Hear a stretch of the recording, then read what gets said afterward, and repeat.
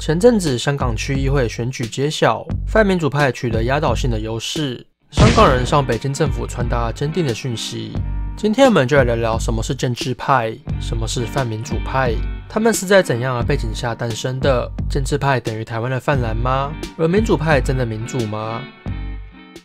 时间回到1984年的中英联合声明，这让97年香港主权移交给中国成了必然。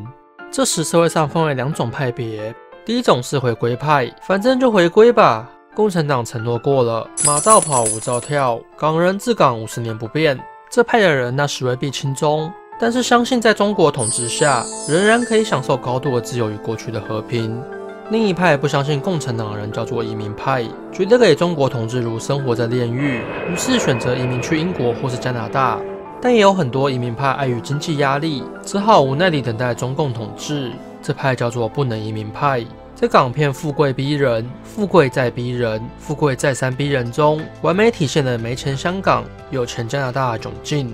其实这三种人都是泛民派与建制派的前身，希望回归后仍有自由的回归派，与有钱移民的移民派和没有钱移民的不能移民派。这些人在89年的6·4事件中获得一次统合，他们看到中国血腥镇压后，普遍同情学生，大部分的人都支持民主运动。6·4事件后不久，开始了立法局选举，有了今天香港政坛的雏形。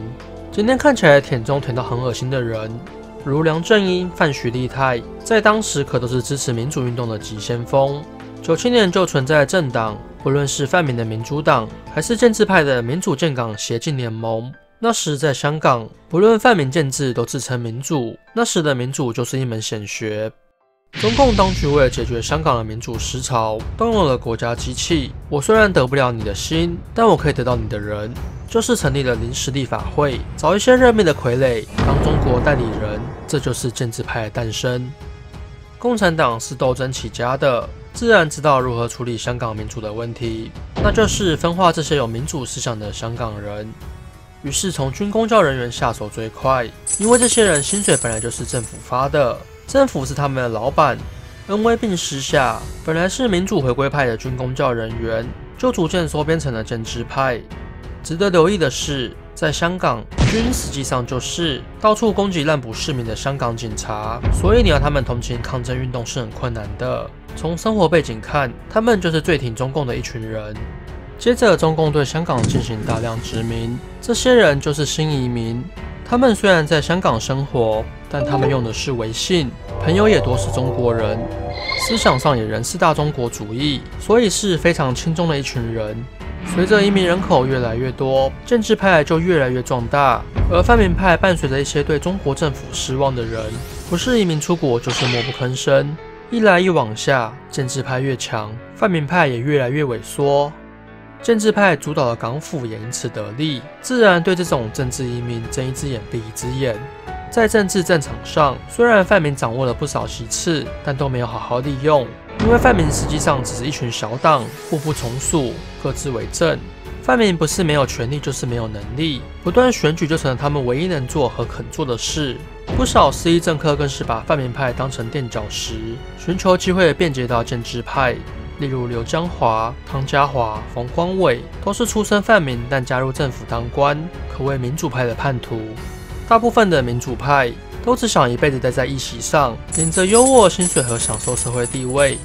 他们缺乏完整的政治理念，更别说更大的政治理想去争取民主。只要政府一威胁他们的议席，他们便立即下跪。他们的民主运动并不推动民主，他们不断选举，只是为了有天中共赐予民主时，他还可以坐在议席上，还可以大声说：“我为民主奋斗了一辈子。”而中共本来承诺在2017年给予香港特首普选，2020年给予双普选，但在2014年却反悔了，这也导致了雨伞革命。事实证明，香港人又被共产党给骗了。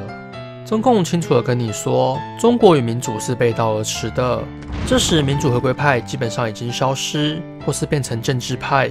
而当时的移民派则是觉得，好彩我移咗民，但我仲係香港人。所以不管在经济上还是口头声援，能帮多少就帮多少。而剩下走不了的不能移民派，他们面对的是普选无望、民主失败、港府打压人权，香港人的下一代没有未来。当时的不能移民派与97后才出生的年轻世代，那些10几20岁的年轻人站在一起，在主权移交后的22年，上街抗争，争取自己的权益。这些充满勇气的年轻人，他们没有享受过上一代香港的繁华，没有上一代的财富与尊严，但却有上一代没有的勇气。此时，香港人展现无比的团结与勇敢。反观那些中老年人建制派，他们享受过上一代的繁华，又是既得利益者，于是躲在网络上评论这些年轻人不懂事，只会闯祸，众而既被人利用，叫大家不要再武力抗争，不断否定比他们勇敢的下一代。可见，与其说泛民像民进党，不如说泛民像两大党外的所有小党。光谱极度分散，有偏向港独的小党，也有国民党香港分部、前共产党余部、老左翼、中产律师所组成的党等五花八门。这些看起来南辕北辙、理念各自不同的政党，但只要不爽香港政府，他们都算广义的民主派，所以他们也未必一定支持抗争。那我们前面说了，民主派不一定民主，那建制派就一定亲中吗？没错，建制派就一定亲中。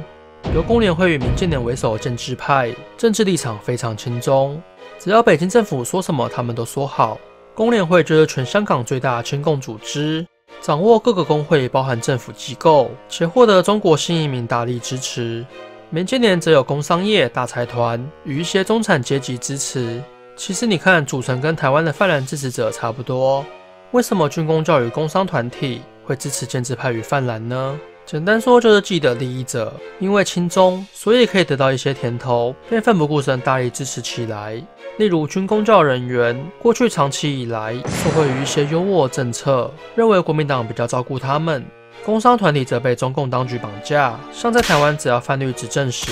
中共就会施行惩罚性政策，像是缩减来台的观光数、不准自由行等等。因此，台湾的泛蓝与香港的建制派获得这两大族群的大力支持。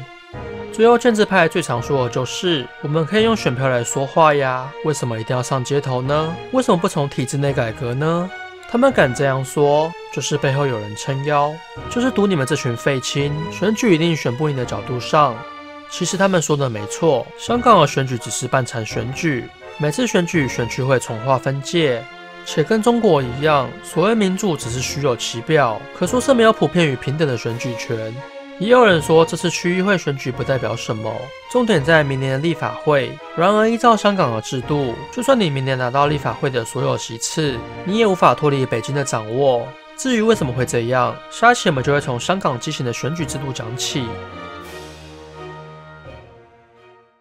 本文参考资料来自于 Chainlab 无想流流星拳大大，他是 PTT 上的香港乡民，有文字造机，除了熟悉各种香港事务外，也对历史、社会、政治议题有广泛的涉猎。只要我频道内关于香港的内容，不要怀疑都是来自于他。非常感谢大家的指导，我们下次见喽，拜拜。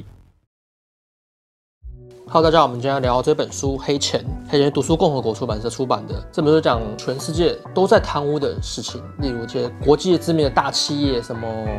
就不讲哪些企业啦，里面会透露一些他如何行贿一些政府官员啊，上到总统，下到一些小公务员，为了打入这一国的市场，然后做一些肮脏的事情。例如里面讲到很多章节海参的黑钱枪，药品市场在中国，以及奈及利亚亿万船污。从回扣到回馈，行骗者的证词，行骗者证词就是讲法庭上的肮脏事，就是为了胜诉还怎么样，一些黑钱在流动。那我们里面就讲药品的回扣好了，像中国是全世界最大的药品国家，它每年使用非常非常多的药，毕竟中国人多嘛，中国全世界糖尿病病患最多的国家。但是中国的医生他的薪水普遍不高，都很低。那如何赚钱呢？就只能靠贩卖药品。那我今天那个医生你来看病，我要开什么药给你？其实要治疗你的病可以开10几种药，但是我要如何挑这几种药给你，就是取决于医生哪一种药赚的最多。例如说 A 药它可以赚10块钱 ，B 药可以赚3块钱，但是 B 药赚3块钱明明疗效比较好，我就不用，我就用 A 药。为什么呢？因为就是关心到药厂的业务给你多少回扣，那些药厂的业务都长得很漂亮啊，穿着很火辣啊，给你一些好康的啊，说你开一颗药就给你赚多少钱，导致于中国的药品市场就存在这种黑幕。这其实也不止中国啦，台湾很像时有所闻，那台湾太敏感了，我们就不便多说。讲中国比较不敏感，因为中国的低薪，